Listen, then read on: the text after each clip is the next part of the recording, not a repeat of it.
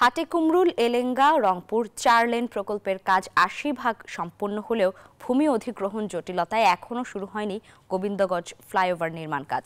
প্রকল্পের সর্ববৃহৎ ফ্লাইওভার নির্মাণে ধীর গতির কারণে ভোগান্তিতে পড়েছেন চলাচলকারীরা। প্রতিদিনই যানজট সৃষ্টি হচ্ছে গাইবান্ধা জেলার প্রবেশদ্বারে। তবে শিগগিরই কাজ শুরুর কথা জানিয়েছেন প্রকল্প পরিচালক আব্দুস সালাম বাবুর তথ্যচিত্রে desk report.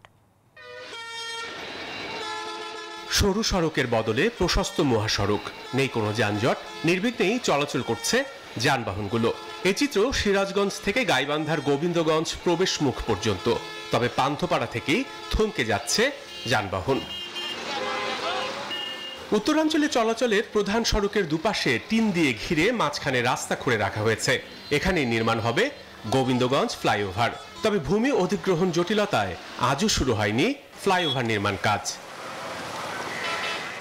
South Asia sub regional economic cooperation প্রকল্প ২ এর আওতায় গাইবান্ধা জেলার পলাশবাড়ি ও গোবিন্দগঞ্জ অংশে ফ্লাইওভার বাদে অন্যান্য প্রকল্পের প্রায় ৮০% কাজ শেষ হয়েছে।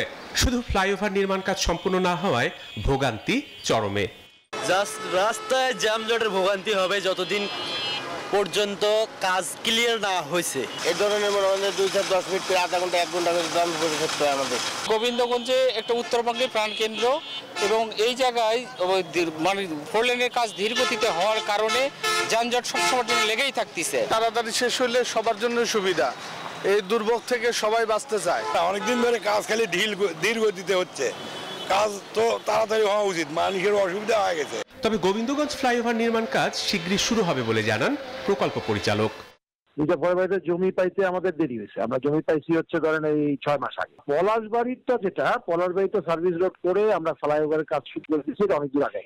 ২০১৯ সালের মার্চে শুরু হওয়া ১৬,৬৬২ কোটি টাকা ব্যয়ে নির্মিত প্রকল্পের কাজ ২০২৬ সালে শেষ হওয়ার কথা রয়েছে।